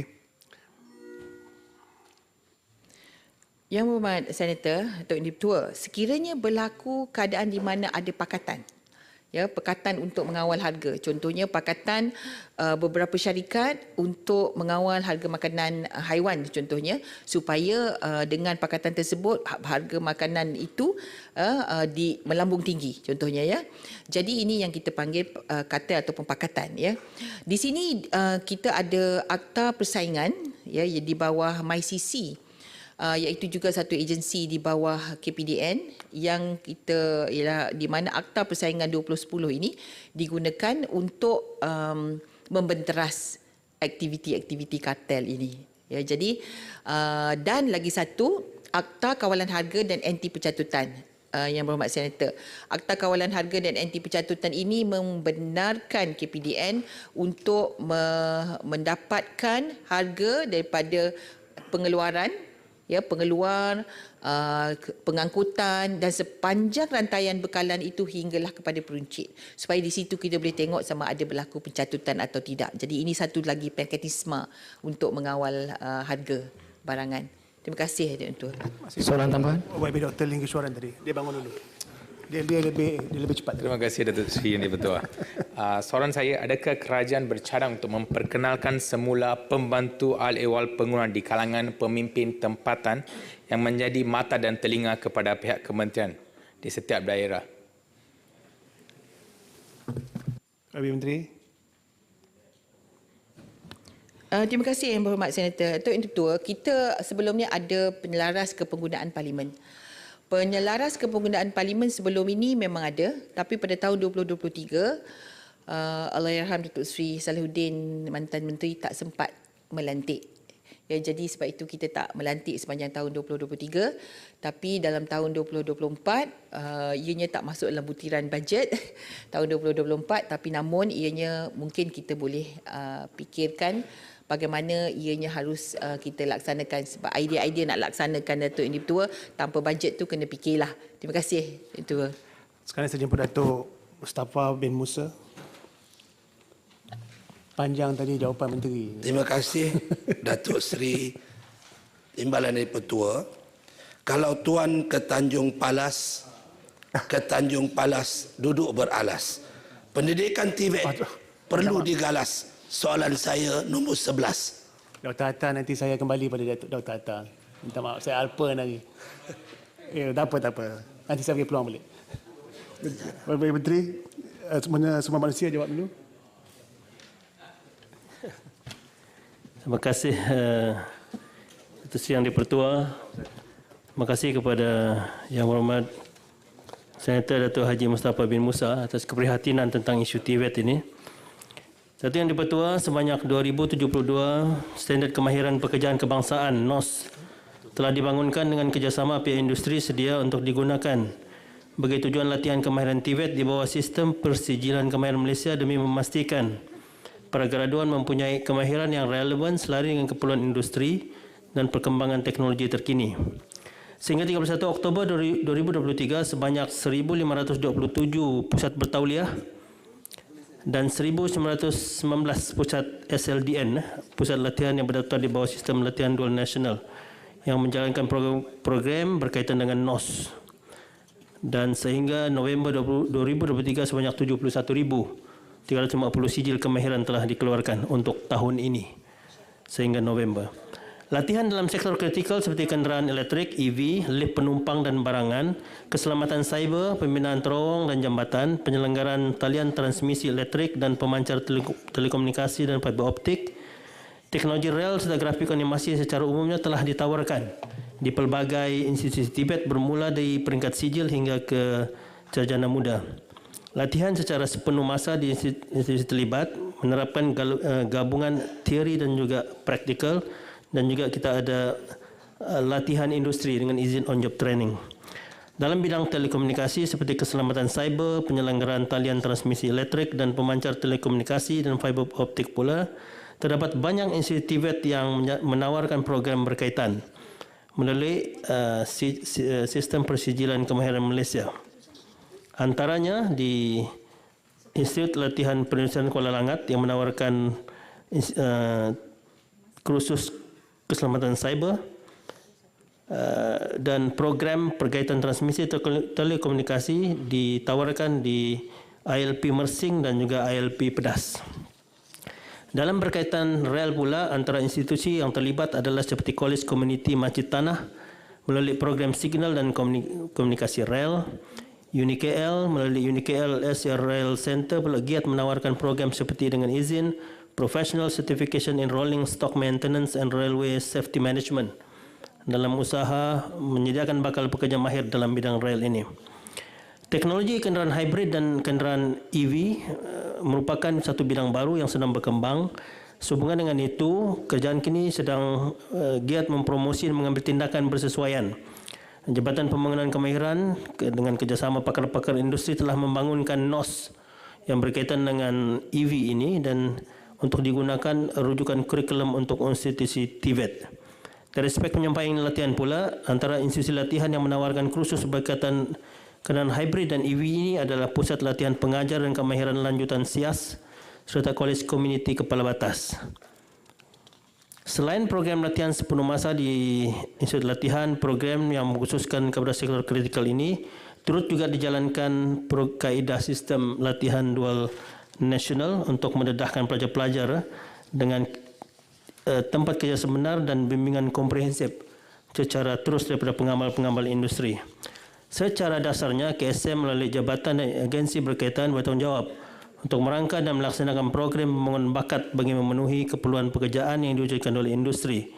Penawaran program latihan berpacukan input industri ini kemudiannya disusuli dengan proses padanan pekerjaan di kalangan graduan melalui platform My Future Jobs di bawah kendalian Perkeso. Dan akhirnya pengujudan peluang-peluang pekerjaan baharu terutamanya dalam sektor kritikal ini berkait rapat dengan pelbagai faktor seperti keadaan ekonomi dan prospek pelaburan meliputi dengan izin domestic direct investment dan foreign direct investment. Sehubungan itu, kerajaan sentiasa komited menyediakan tenaga kerja mahir melalui inisiatif-inisiatif berstruktur dalam memastikan ekonomi negara terus berkembang secara positif. Sekian, terima kasih. Soalan tambahan. Alhamdulillah, banyak institusi dan program kemahiran telah pun dijalankan melalui TVET. Cuma untuk memastikan pasaran tenaga selepas TVET ini laku di pasaran tempatan dan antarabangsa, sejauh manakah kerajaan dan Jabatan Pembangunan Kemahiran menjalinkan kerjasama strategik dengan institusi persijilan kompetensi dan pengiktirafan kemahiran antarabangsa seperti SGS, American Society of Mechanical Engineer, ataupun IEM ataupun Lords Register bagi memastikan lepasan pelajar TVET kita mendapat pentirafan dan laris di pasaran tempatan dan antarabangsa. Terima kasih, Datuk Yang Dipertua. Terima kasih Yang Amat Senator atas soalan tambahan tersebut. Memang institusi TVET kita juga selain daripada kita membangunkan NOS yang untuk peringkat tempatan, kita juga menjalinkan kerjasama dengan pelbagai industri sama ada lokal dan juga internasional untuk kita dapatkan sijil-sijil tambahan untuk memastikan bahawa pelajar-pelajar kita bukan saja mahir dengan kemahiran yang ada di peringkat tempatan, tetapi juga kita mau pastikan mereka juga mendapat sijil tambahan supaya mereka dapat dipasarkan di luar negara. Dan saya pikir ini sedang berjalan dan ada beberapa, saya tidak dapat sebut satu persatu, tapi antaranya Bosch, Cisco, Huawei dan yang lain-lain. Memang ada. Cuma yang ini pun sekarang ini sedang diperluaskan dan kita sedang memeterai beberapa memorandum kerjasama dengan pelbagai industri dan kita mau pastikan bahawa sijil yang kita keluarkan ini juga memang bertepatan dengan keperluan industri, berhak di peringkat dalam negara dan juga luar negara. Okey, sekian, terima kasih. Terima kasih, Ketua. Soalan tambahan. Tan Sri Yang Ketua, bolehkah Menteri memberi maklum kepada Dewan ini daripada apa diperkatakan berbagai-bagai jurusan kursus itu, statistik sudah berapa orang yang telah jadi graduan dalam semua bidang disebut itu tadi? Terima kasih. Okey, terima kasih Yang Amat Senator atas soalan tambahan. Dari segi data itu agak spesifik, mungkin saya boleh buat secara bertulis, tapi untuk makluman, setiap tahun kita keluarkan lebih kurang 80,000 graduan TVET kita meliputi pelbagai kementerian yang hanya melibatkan NOS.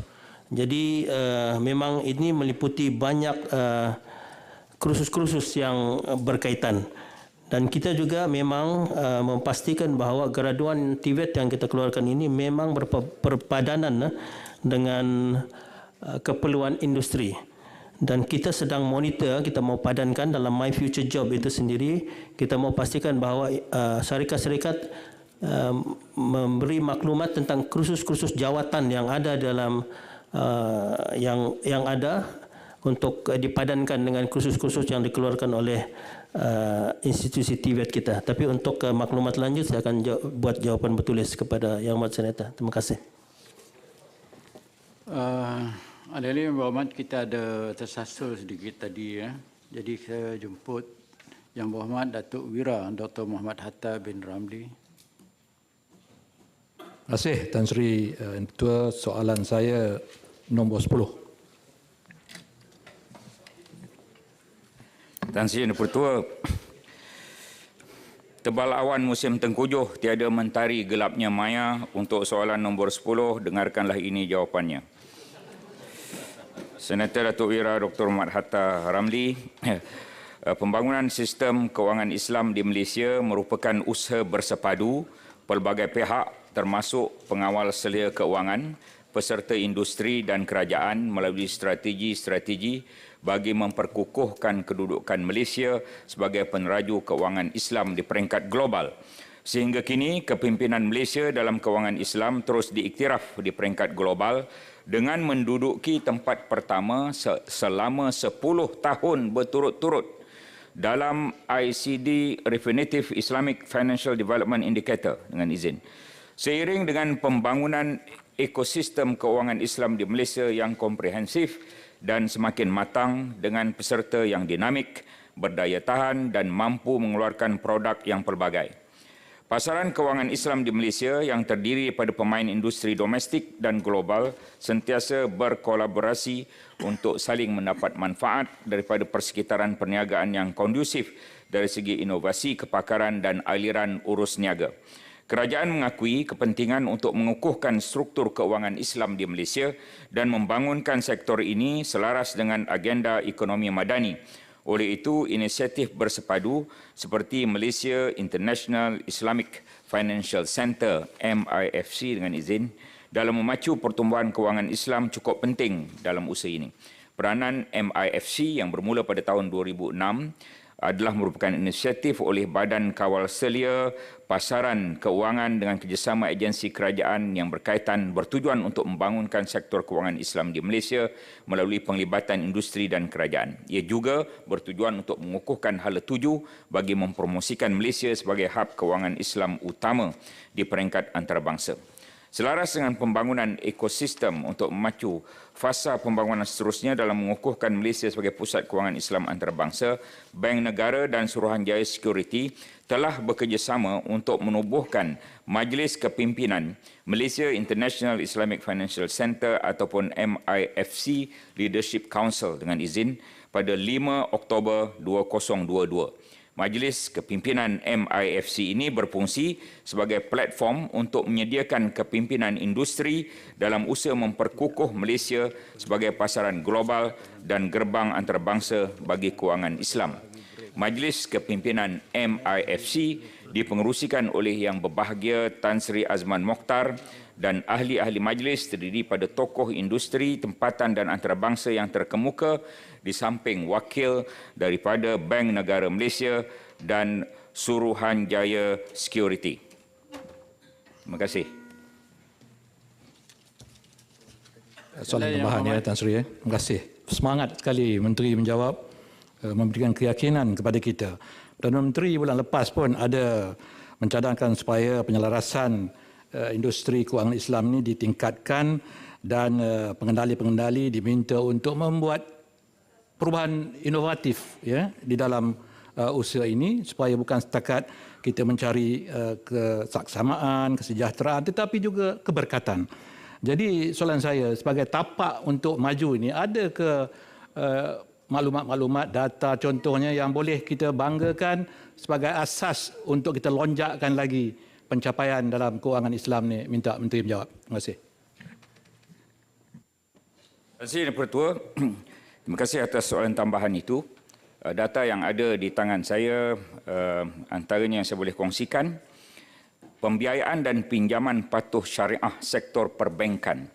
Pada tahun 2010 hanya 15.2%, 2015 31.3%, 2023 meningkat kepada 44.7% dibanding dengan konvensional 55.3%.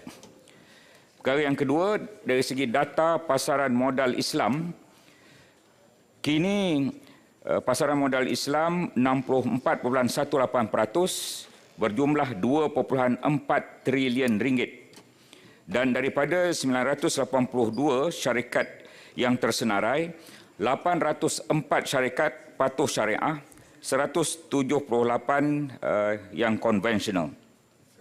Kemudian dari segi takaful, insurans Islam, pertumbuhan amat positif. 2010 hanya 12.6%, 2023 24.8%.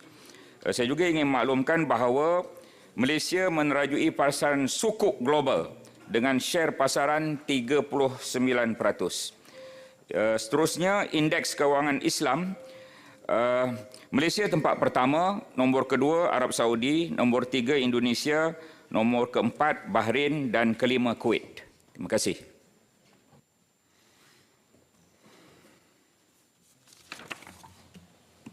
Dipersilakan Yang Berhormat Tuan Jaziri Alkaf Abdullah Sufian.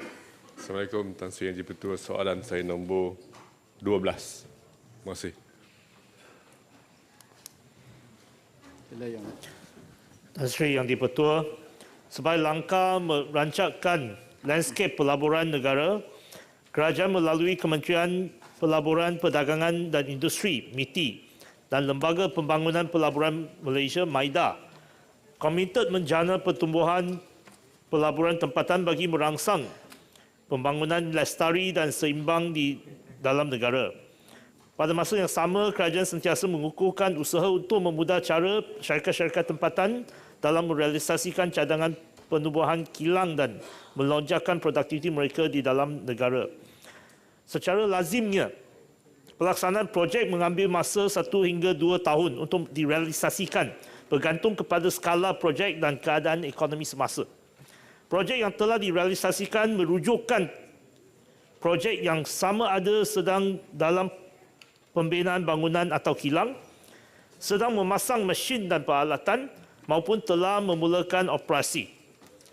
Bagi tempoh tahun 2018 sehingga Jun 2023, sebanyak 6,581 projek pemilikan tempatan telah diluluskan dengan nilai pelaburan 180.5 bilion ringgit dalam sektor perkilangan dan perkhidmatan di bawah seliaan MAIDA. Daripada jumlah yang diluluskan tersebut, projek yang telah direalisasikan adalah sebanyak 71.97%, melibatkan 4,089 projek dengan nilai 129.9 bilion ringgit yang seterusnya mewujudkan sebanyak 174,921 pekerjaan. Terima kasih. Soalan tambahan Tan Sri Yang Di-Pertua. Soalan saya, adakah kerajaan telah merancang atau menyelaraskan DDI dengan dasar-dasar dan matlamat pembangunan negara seperti Pelan Strategik Industri 4.0 dan Pelan Ekonomi Hijau? Terima kasih. Dalam New Industrial Master Plan 2030 bersama dengan NETR dan juga pelbagai program telah ditegaskan bahawa kita perlukan DDI bersama dengan FDI. Dan dalam usaha Majlis Pelaburan Negara dan juga usaha kerajaan lain, memang DDI diberikan tekanan. Terima kasih. Sekarang saya menjemput Yang Berhormat Tuan Haji Abdul Nasir bin Haji Idris. Bismillahirrahmanirrahim. Assalamualaikum warahmatullahi taala wabarakatuh. Tan Sri Yang Dipertua, mohon penjelasan soalan nombor 13. Terima kasih Yang Dipertua Dewan Negara dan Yang Berhormat. Untuk maklumat ahli Yang Berhormat, kerajaan mengambil maklum akan cadangan untuk memberi insentif berbentuk fiskal dengan harga yang munasabah kepada negeri Kedah sebagai negeri yang mengeluarkan beras terbanyak di Malaysia. Setakat ini, pemberian insentif atau bantuan yang diberikan adalah berupa subsidi input dan output pertanian dan diberikan kepada semua pesawah di seluruh negara. Tiada pemberian insentif fiskal disediakan secara khusus kepada mana-mana negeri. Dan Perdana Menteri pun ada di sini hari ini. Umum mengetahui bahawa Kedah merupakan pengeluar beras terbanyak di Malaysia, meliputi hampir 40%. Kerajaan amat menghargai kerjasama kerajaan negeri dalam mengekalkan tanah sawah dan berharap terus bersama-sama kerajaan persekutuan untuk meningkatkan pengeluaran padi dan beras demi keterjaminan makanan negara. Terima kasih. Yang Berhormat, ahli-ahli Yang Berhormat sekalian, sekian saja sesi pertanyaan-pertanyaan bagi jawab lisan pada hari ini, dan majlis mengumumkan ketibaan Yang Amat Berhormat Perdana Menteri ke Dewan Negara.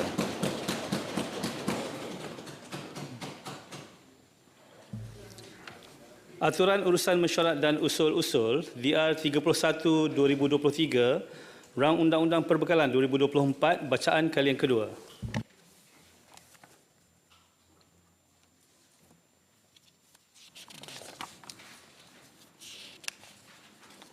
Dipersilakan Yang Amat Berhormat Menteri Keuangan. Terima kasih Yang Dipertua dan Sri Yang Dipertua. Assalamualaikum warahmatullahi wabarakatuh. Salam sejahtera. Alhamdulillahillazi arsala rasulahu bil huda wa dinil haqq liyuzhirahu 'ala ad-din kullih wa kafa billahi shahida. Wassalli wa sallim ala rasulihil karim wa ala alihi wa sahbihi ajma'in. Tan Sri Yang Dipertua dan ahli yang berhormat yang saya muliakan, sebagai penghormatan kepada ahli Dewan Negara, saya memilih untuk membentangkan sendiri belanjawan madani kedua di Dewan Negara ini. Alhamdulillah, setahun negara di bawah kerajaan perpaduan bagi negara madani, dan kita telah mencatat beberapa kejayaan dalam prestasi ekonomi negara walaupun masih menghadapi tantangan ekonomi global. Kita telah menyusun pendekatan terangkum dan mampan di bawah ekonomi madani memperkasa rakyat. Pertama, pelan peralihan tenaga negara, menjamin transisi tenaga yang diperlukan. Kedua, pelan induk perindustrian baru yang memberikan hala tuju khusus tentang pendekatan yang baru diperkenalkan untuk menjamin penambahan pelaburan luar dan domestik. Ketiga, kajian separuh penggal Malaysia ke-12 yang diubah sesuai dengan anjakan baru walaupun menggunakan beberapa prinsip yang lama yang kita teruskan, tetapi beberapa anjakan baru telah diperkenalkan. Dan keempat ialah belanjawan madani 2024. Masalah kita ialah yang agak gusar ialah masalah inflasi. Kita mengambil alih negara dalam keadaan inflasi mencecah 4%, tapi alhamdulillah setakat Oktober 2023 kadar inflasi menurun ke 1.8%. Tahap pengangguran juga berjaya diturunkan kepada 3.4% mengikut angka September 2023, hampir menyamai kadar sebelum COVID-19 yang mencecah 3.3%. Komitmen pelaburan ini agak tinggi, dan amat memberansangkan, sama ada hasil lawatan dan juga hasil usaha agensi-agensi kerajaan termasuk MITI. Komitmen mencecah 347 bilion ringgit. Negara China, Singapura, Jepun, Korea Selatan, Amerika Syarikat, UAE, Arab Saudi. Dan bagi separuh pertama 2023, kita meluluskan, ya, ini bukan komitmen, meluluskan pelaburan bernilai 132.6 bilion ringgit, iaitu melebihi 60% daripada sasaran tahun ini. Yang utama ialah jaminan berkembangnya KDNK suku ketiga mencatat pertumbuhan 3.3% ketimbang 2.9% suku kedua tahun sebelumnya. Ekonomi kita berkembang 3.9% pada 9 bulan pertama 2023 selari dengan unjuran KDNK sekitar 4%. Walaupun baru setahun, kita laksanakan dasar serta pendekatan yang jelas dan tegas. Ada langkah belanja madani kedua yang telah dilaksanakan. Umpamanya, subsidi ayam telah diapungkan dan alhamdulillah dapat mengekal kadar yang diunjurkan sebelum ini. Lebih 8,000 tanda sekolah daif siap dibaik pulih. Ketegasan kita dalam soal tata kelola tidak boleh dipertikaikan. Ini termasuk rang undang-undang keuangan awam dan tanggungjawab fiskal yang diluluskan oleh Dewan Rakyat. Ini untuk ahli-ahli yang berhormat harus saya tegaskan. Ini maknanya memindahkan kuasa yang pada peringkat sekarang dikuasai sepenuhnya oleh Menteri Keuangan, tapi dipindahkan kerana unjuran yang ditetapkan. Dan sekiranya tidak memenuhi unjuran pertumbuhan atau unjuran fiskal dan defisit, Menteri Keuangan terpaksa bentang semula untuk dibahas di Parlimen. Ya. Jadi keputusan ini lebih telus tapi menunjukkan kesungguhan kita menghormati prinsip tata kelola. Dan untuk merancak pelancongan ekonomi, pengecualian visa tempoh 30 hari setelah kita umumkan minggu lalu, baik negara-negara Arab, Teluk, Turki, Iran, dan kita kembangkan juga ke negara China dan India 30 hari mulai tanpa visa mulai 1 Disember 2023 hingga 31 Disember 2024. Ada hal-hal yang muhammad yang mungkin gusar kerana kemungkinan isu keselamatan dibangkitkan. Maka agensi keselamatan telah diminta untuk perkuatkan penapisan aspek keselamatan supaya kemudahan ini tidak menjejaskan keselamatan negara.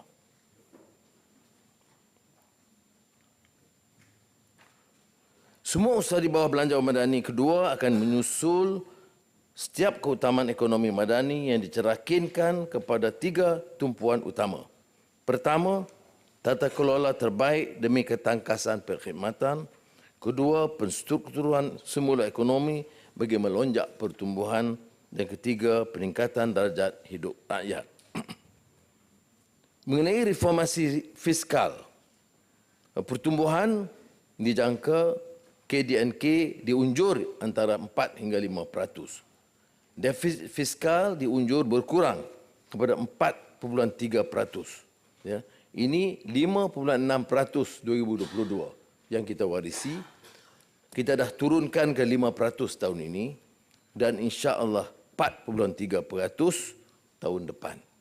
Ini sangat penting untuk menjamin keyakinan dan juga menunjukkan kesediaan kita mengurus ekonomi secara lebih bertanggungjawab.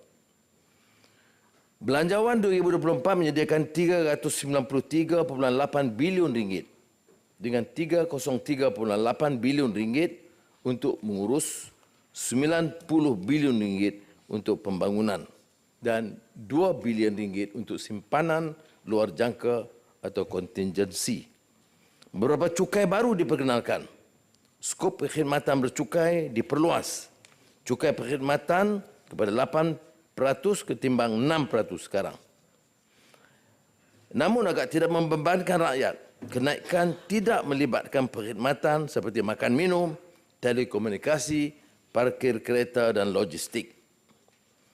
Cukai keuntungan modal bagi pelupusan saham tidak tersenarai oleh syarikat tempatan berdasarkan keuntungan bersih akan berkuat kuasa mulai 1 Mac 2024 pada kadar 10%. Kerajaan akan mengenakan cukai barang bernilai tinggi pada kadar 5 hingga 10% ke atas barang bernilai tinggi tertentu berdasarkan nilai ambang harga barangan. Ini juga dipastikan tidak menjejaskan sektor pelancongan kerana pelancong asing boleh mendapat bayaran balik cukai tax refund di lapangan terbang. Kerajaan akan menyelesaikan semula subsidi secara berfasa.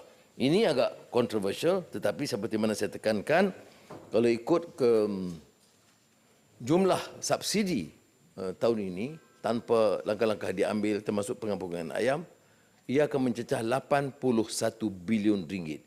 Ini merupakan jumlah subsidi tertinggi yang diperkenalkan oleh mana-mana negara di Asia, dan bagi negara dengan prinsip tata kelola dan pengurusan bertanggungjawab, ini tidak mampu diteruskan oleh kerana tanggungan hutang dan beban hutang akan tinggi. Tetapi harus ada pendekatan, maka caranya ialah meningkatkan jumlah sumbangan tunai rahmah kepada rakyat. Mana tiap keupayaan kita menjimatkan belanja atau mengurangkan subsidi, penjimatan itu sebahagiannya akan dipulangkan kepada rakyat melalui sumbangan tunai rahmah. Maka kita tingkatkan jumlah sumbangan tunai rahmah ini dari 8 bilion ringgit tahun 2023 kepada 10 bilion ringgit tahun 2024. Umpamanya, harga ayam telah diapungkan bermula 1 November. Dan Alhamdulillah, tinjauan harga ayam rata-rata masih berada di bawah ceiling RM9.40 satu kilogram sebelum ini. Kerajaan terus menyasarkan semula subsidi elektrik mengikut tahap penggunaan. Ini menarik kerana ini juga menjadi isu kontroversial pada peringkat awal, tapi yang dikenakan hanya peringkat tertinggi 1% dan 99% itu tidak dikenakan, tidak dikurangkan subsidi, maknanya kadar bayaran tetap kekal sama. Tetapi penjimatan tingkat tertinggi yang saya sebut mahakaya walaupun tidak disenangi oleh sebahagian orang, tapi maksud saya bila subsidi itu diberikan pada golongan paling kaya, ini tidak musabah. Subsidi ini macam sedekah, patut diberikan kepada orang yang memerlukan. Dan bila kita perkenalkan tahun ini penyasaran semula subsidi elektrik, kita jimatkan 4.6 bilion ringgit yang diperolehi oleh 3.5 juta warga asing yang sekarang mendapat manfaat dan juga orang yang dianggap kategori terkaya di negara. Jadi bila kita tarik subsidi untuk mereka, tidak ada charge tambahan, tidak ada cukai tambahan, tidak ada levy tambahan. Yang dilakukan adalah mengurangkan, menarik balik subsidi kepada kategori ini dan juga kepada 3.5 juta warga asing. Jadi kita jimatkan 4.6 bilion ringgit. Ayam yang tadi saya sebutkan tadi, untuk 1 tahun kita boleh jimat lebih 1.2 bilion ringgit. Subsidi diesel akan diselesaikan semula secara berfasa. Harga diesel subsidi akan terus dinikmati oleh pengguna terpilih seperti syarikat pengangkutan barangan. Yang kedua adalah ikhtiar kedua adalah agenda reformasi institusi, dan ini pasukan petugas STAR, pasukan khas reformasi agensi yang dipengusikan oleh Tan Sri KSN, diberi tugas untuk mencari jalan mempercepatkan projek. Kadang-kadang kita luluskan projek, pelaksanaannya mengambil masa bertahun-tahun. Ya. Dan oleh itu kita adakan satu pasukan khas dan kita berikan keutamaan. Umpamanya, projek membina dan membaik pulih kuartus kerajaan yang sangat daif. Perumahan polis, perumahan tentera, perumahan penjara, termasuk penjara Sungai Buloh. Saya perhati baru-baru ini masih sangat daif. Jadi oleh itu kerajaan memperuntukkan untuk kuartus ini 2.4 bilion ringgit dan jawatankuasa ini akan pastikan ia dibelanjakan dengan kadar yang sangat cepat. Saya juga umumkan baru ini Identiti Digital Nasional IDN. Ini kerana tiap kementerian, kadang tiap agensi perkenalkan sistem digital sendiri. Dan ini membebankan kewangan rakyat, negara. Dan oleh itu diperkenalkan IDN dan MIMOS sebagai agensi pelaksanaan program IDN dan peringkat awal diberikan 80 juta ringgit untuk menyiapkan prasarana prakasa yang cukup untuk melaksanakan dalam keadaan segera. Pendaftaran IDN untuk pegawai-pegawai kerajaan telah dimulakan mulai minggu ini. Saya sentuh tadi tentang ikhtiar ketiga, perkhidmatan dan projek rakyat. Tandas yang anak cucu kita gunakan di seluruh sekolah. Saya sebut sekolah kebangsaan, sekolah Cina, sekolah Tamil, sekolah Arab dan sekarang akan menjejaskan sehingga Mahat Tafiz. Itu tandas itu di tahap mana kategori yang kelas F. Jadi tidak menasabah untuk kita latih anak-anak cucu kita ke sekolah dengan tandas yang begitu kotor dan tidak lengkap. Dan untuk tahun ini alhamdulillah kita dah siapkan pembaikan tandas di 8,354 sekolah dan telah siap sepenuhnya tahun ini. Dan tandas seluruh negara tambahannya akan disiapkan dengan tambahan peruntukan 150 juta ringgit.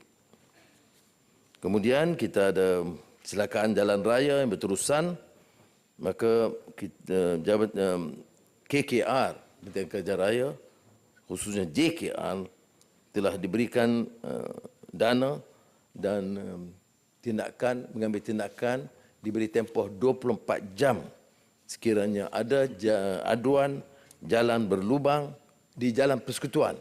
Jadi ahli yang berhormat boleh ambil maklum ini, dalam tempoh 24 jam mesti ada tindakan daripada jabatan untuk menyelesaikan kerana dana telah disediakan. Selain daripada peruntukan maris kepada kerajaan-kerajaan negeri sebanyak 5.4 bilion ringgit supaya jalan negeri diurus oleh kerajaan negeri dengan dana kerajaan persekutuan. 28 bilion ringgit disediakan bagi selenggara jalan dan jambatan persekutuan, termasuk 300 juta ringgit untuk kontraktor G1 hingga G4. Dan oleh kerana pentadbiran itu kadang-kadang melambatkan, kita menurunkan kuasa kepada jurutera daerah. Jurutera daerah ada kuasa untuk menyelenggara projek-projek kecil. Dulunya setakat RM100,000, sekarang kita tambah RM200,000 dan ini untuk 115 jurutera daerah dengan peruntukan 30 juta ringgit. MA 1963 yang dekat dengan hati nurani Tan Sri Yang Di-Pertua.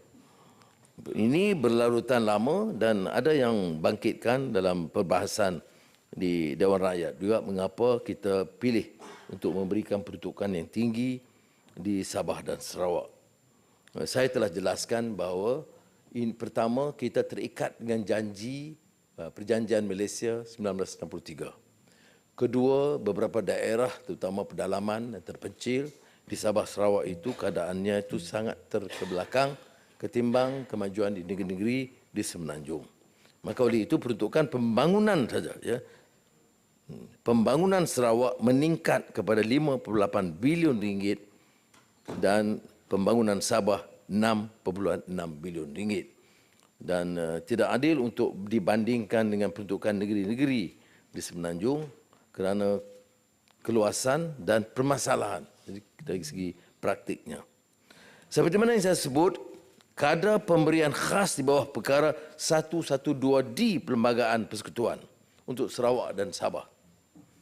Itu ke Sarawak sejak tahun 1969 diberikan 16 juta ringgit sahaja dan tidak berubah. Jadi bila diteliti semula keadaan sedemikian, walaupun di Sabah dinaikkan ke 125 juta, Maka saya berunding dengan Kerajaan Negeri Sabah dan Sarawak, sementara diperinci, dicerakin beberapa kaedah detail sebagai interim kita beri daripada 16 juta ringgit kepada 300 juta ringgit untuk Sarawak dan 300 juta ringgit untuk Sabah. Dan bagi ahli yang berhormat harus lihat konteks ini. Konteks ini adalah konteks perakuan yang dimeterai dalam Perjanjian Malaysia 1963. Ini bukan perkara baru tetapi tidak dilaksanakan ataupun dilaksanakan secara kecil dahulu yang menimbulkan keresahan. Begitu juga undang-undang lembaga dasar hasil dalam negeri yang telah diluluskan oleh Dewan Rakyat takluk kepada keputusan Yang Berhormat Dewan Negara, iaitu pindaan bagi membolehkan wakil Sabah dan Sarawak dalam lembaga pengarah LHDN. Perkara ini nampak tidak terlalu besar, tetapi sukar saya menjawab mengapa perkara ini tidak dilakukan. Sebab itu saya dah minta Timbalan Perdana Menteri kedua untuk mempengusikan mesyuarat dan menyelesaikan dalam keadaan segera hal-hal yang boleh kita lakukan. Selain itu, kita telah bersetuju untuk terus mengadakan perbincangan dengan kedua-dua kerajaan negeri dan hal-hal yang boleh kita pindahkan seperti mana kuasa kawal selia bekalan elektrik. Kalau ikut perjanjian Malaysia, itu kuasa negeri. Tetapi untuk Sabah belum. Ada pertimbangannya. Pertama, kerana urusan keuangan memerlukan peruntukan kerajaan persekutuan dan keduanya kekuatan pengurus dan pegawai. Di Sarawak nampak lebih bersedia, maka telah dipindahkan lama, tapi untuk di Sabah kita luluskan kuasa kawal selia bekalan elektrik